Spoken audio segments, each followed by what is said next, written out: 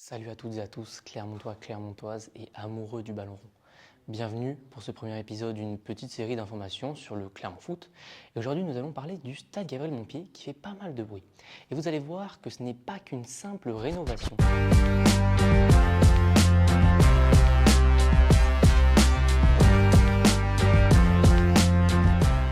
Petit retour en arrière, le stade a été construit en 1995. Sa capacité était de 10 800 places. Et à la base, c'était surtout pour accueillir les matchs de Clermont Foot.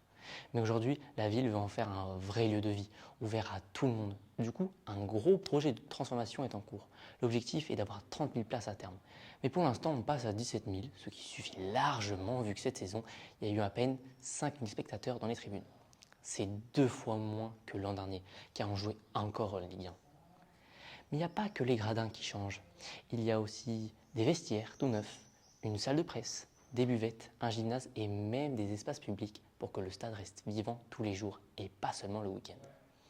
Surtout qu'en plus, l'architecture s'inspirera des volcans d'Auvergne, une forme ovale, un toit blanc incliné et surtout il n'y aura pas de grille autour pour que les habitants des quartiers voisins puissent circuler librement. Mais tout cela coûte beaucoup d'argent, car quand on remonte en 2018, le budget prévu était de 30 millions d'euros, ce qui pouvait être financé par la ville de Clermont. Mais depuis le Covid, tout a explosé. Aujourd'hui, on parle de plus de 64 millions d'euros hors taxes qui seraient financés par la ville de Clermont, mais aussi avec l'aide de l'État et de la région. Du coup, forcément, certains supporters s'inquiètent et se demandent si tout cela vaut vraiment la peine. Mais en plus de tout ça, tout le monde patiente, car les travaux ont commencé en 2020. Mais la première pierre officielle n'a été posée qu'en 2024. Et si tout se passe bien, la fin du chantier est prévue pour le printemps 2026. Cela dit, le stade devrait être prêt à accueillir des matchs dès cet été. Mais le vrai gros point noir aujourd'hui, c'est la pelouse. En 2023, juste avant un match contre le Paris Saint-Germain, un champignon a tout détruit. Résultat, tout a dû être remplacé en urgence. Et ce n'était pas la première fois. En 2021 déjà, le club avait dû faire venir une pelouse spéciale d'Italie.